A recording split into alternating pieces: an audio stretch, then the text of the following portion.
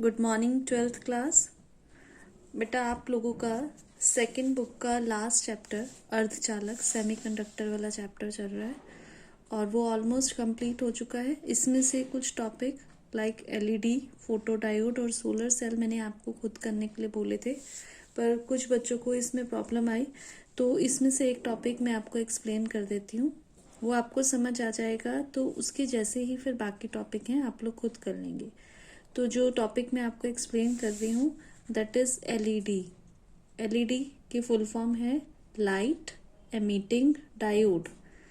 Light मतलब प्रकाश, emitting मतलब जो प्रकाश का उत्सर्जन करे, और डायोड तो आपने इस पूरे चैप्टर में पढ़ा ही है। तो एलईडी एक ऐसी युक्ति है, एक ऐसा डिवाइस है जो क्या करता है कि हम जब इसको बायस्ड करते हैं, बायसिंग करने के लिए हमने इसको बैटरी से कनेक्ट किया, तो ये क्या करता है, जब बैटरी से कनेक्ट किया तो इसमें विद्युत ऊर्जा आई। विद्युत ऊर्जा का विकिरण ऊर्जा में परिवर्तन करता है। तो एलईडी एक ऐसी युक्ति जो बैटरी से बायसिंग इसको करने पर बैटरी की विद्युत ऊर्जा का विकिरण ऊर्जा जिसको हम देख सकते हैं। विकिरण में दृश्य भी हो सकता है, अदृश्य भी हो सकता है, प्रकाश विकिरण भी हो सकता है। तो इसमें परिवर्तन जो करता है उसको बोलते हैं एलईडी। और ये जो एलईडी में जो डायोड होता है ये ट्रांसपेरेंट आवरण से ढका रहता है, ताकि जो विकिरण उत्सर्जित हो रही है, जो एमिशन हो रहा है, जिसका रेडिएशन जो बाहर निकल रही है, वो क्लियर नजर आ सके, वो बाहर आ सके। इसलिए जो डायोड होता है वो किससे ढका होता है, पारदर्शी आवरण से, मतलब ट्रांसपेरेंट उससे ढका होता है। अब ये एलईडी का सिंबल है। इसमें क्या किया जाता है कि ये तो डायोड है, पीएन डायोड, आप लोगों को पता ही है। पीएन डायोड में जो पी साइड है वो बैटरी के पॉजिटिव से जुड़ी हुई है, और जो एन साइड है वो बैटरी के नेगेटिव से जुड़ी हुई है।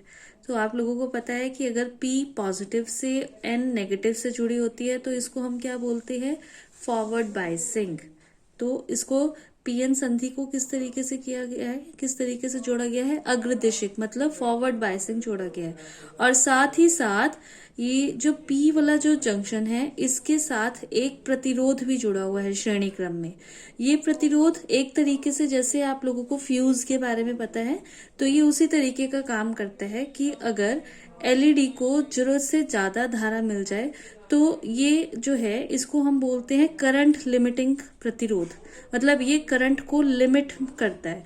तो क्या होता है कि अगर जरूरत से ज्यादा धारा प्रवाहित हो जाए तो ये एलईडी को नुकसान होने से बचाता है। और ये जो एच न्यू है, जो यहाँ से निकल रही है विकिरण, एच न्यू आप लोगों को पहले भी पता है, जो भी दृश्य या अदृश्य है उसकी ऊर्जा है एच न्यू, जो विकिरण है उसकी ऊर्जा है।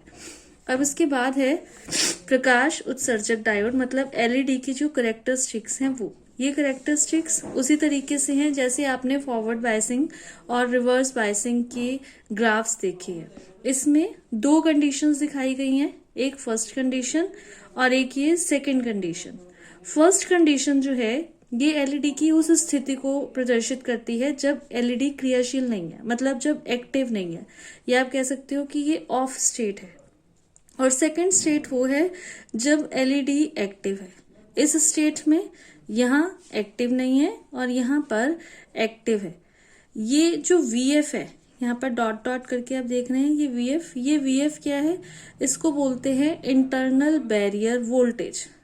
अगर इंटरनल बैरियर वोल्टेज की वोल्टेज जो है इतनी हो जाए कि एलईडी में धारा बहने लग जाए, मतलब वोल्टेज अगर इससे ज्यादा होगी तो एलईडी में धारा बहने लग जाएगी, और अगर इससे कम होगी तो एलईडी में धारा नहीं बहेगी। इसलिए इसको क्या बोला जाता है, वीएफ।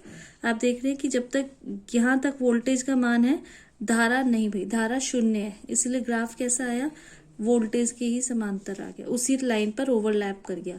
और जब इससे बड़ा मान, वोल्टेज का मान इससे बढ़ गया तो धारा का मान भी क्या हो गया, बढ़ने लग गया। तो इसीलिए ये जो वीएफ है इसको क्या कहा जाता है, इंटरनल बैरियर वोल्टेज, आंतरिक अवरोध वोल्टता। आंतरिक अवरोध वोल्टता यानी कि VF से वोल्टेज ज्यादा होने पर ही एलईडी में धारा बहती है।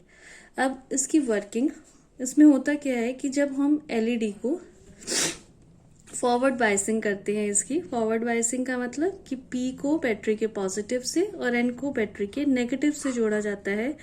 तो जो N क्षेत्र है, N क्षेत्र में जो बहुसंख्यक वाहक होते हैं, मैं पहले भी बता चुकी हूँ, N मतलब नेगेटिव, तो N में जो बहुसंख्यक वाहक होंगे वो क्या होंगे, वो होंगे इलेक्ट्रॉन्स। वो संधि को पार करके P क्षेत्र में आ जाते हैं। और जो P क्षेत्र के बहुसंख्यक वाहक होते हैं, P मतलब पॉजिटिव, P क्षेत्र में बहुसंख्यक क्या होते हैं, कोटर्स, वो कहाँ पहुंच जाते हैं, N क्षेत्र में चले जाते हैं। मतलब P क्षेत्र से कोटर्स N क्षेत्र में चले जाते हैं और N क्षेत्र से इलेक्ट्रॉन्स P क्षेत्र में आ जाते हैं। तो इससे क्या होता है, जो बाउंड्री होती है PN जंक्शन की, जो बाउंड्री होती है, वहां पर जो अल्पसंख्यक वाहक होते हैं, जो माइनॉरिटी कैरियर्स होते हैं, उनकी जो संख्या होती है वो जरूरत से ज्यादा हो जाती है, जो बैलेंस में रहने के लिए चाहिए होती है उससे ज्यादा हो जाती है। तो उसको दोबारा से बैलेंस करने के लिए जो ज्यादा अल्पसंख्यक वाहक हो गए हैं वो क्या करते हैं, जो बहुसंख्यक हैं उनसे संयोग कर लेते हैं, उनसे कंबाइंड हो जाते हैं। तो जब इस तरीके से अल्पसंख्यक वाहक बहुसंख्यक वाहकों से जब कंबाइंड होते हैं तो उस टाइम कुछ ऊर्जा जो है वो निकलती है, कुछ रेडिएशन निकलती है।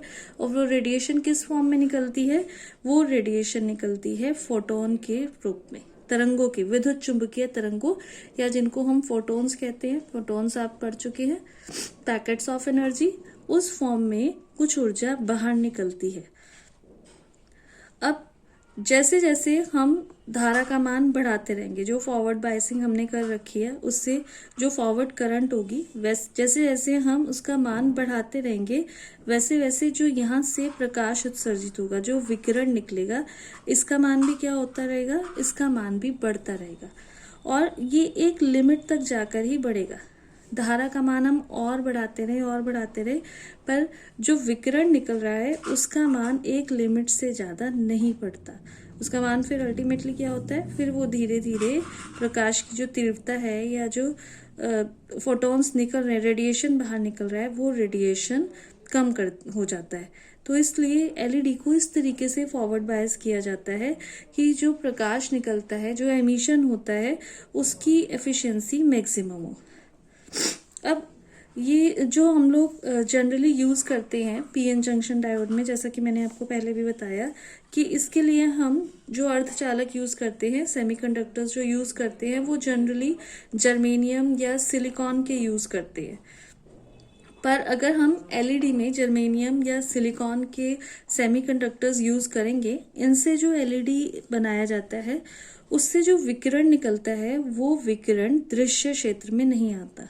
मतलब जो विकिरण निकलेगा वो हमें दिखाई नहीं देगा। वो कौन से रीजन में आता है, वो आता है इंफ्रारेड रीजन में, अवरक्त क्षेत्र में आता है। तो इस प्रॉब्लम को दूर करने के लिए क्या किया जाता है कि जो विकिरण निकले वो हमें दिखाई भी दे एलईडी से।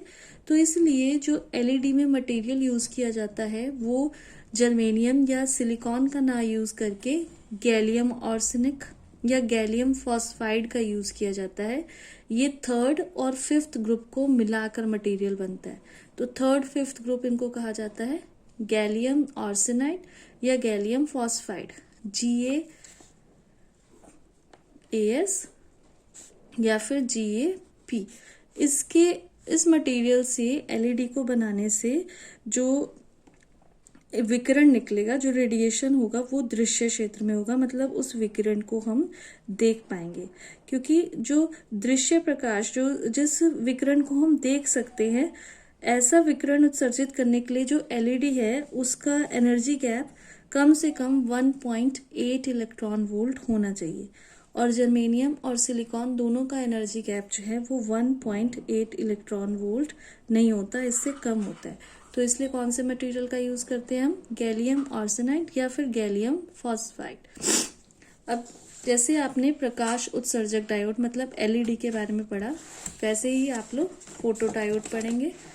फोटो डायोड में क्या डिफरेंस है, एलईडी में मैंने आपको बताया कि एलईडी में फॉरवर्ड बायसिंग की जाती है, और फॉरवर्ड फोटो डायोड में क्या होता है, रेडिएशन पीएन जंक्शन पर पड़ेगा, वहां पर रेडिएशन निकल रहा था, यहाँ पर प्रकाश की फॉर्म में रेडिएशन जंक्शन पर पड़ेगा, और यहाँ पर रिवर्स बायसिंग की जाती है, पी को नेगेटिव से बैटरी के और एन को बैटरी के पॉजिटिव से। तो ध्यान रखिएगा, एलईडी में फॉरवर्ड बायसिंग की जाती है और फोटो डायोड में रिवर्स बायसिंग की जाती है। और एक और टॉपिक है सोलर सेल या सोर सेल। सोर सेल जो है वो अभिनत होता है, मतलब अनबायस्ड होता है, ना इसमें फॉरवर्ड बायसिंग की जाती है ना रिवर्स बायसिंग की जाती है।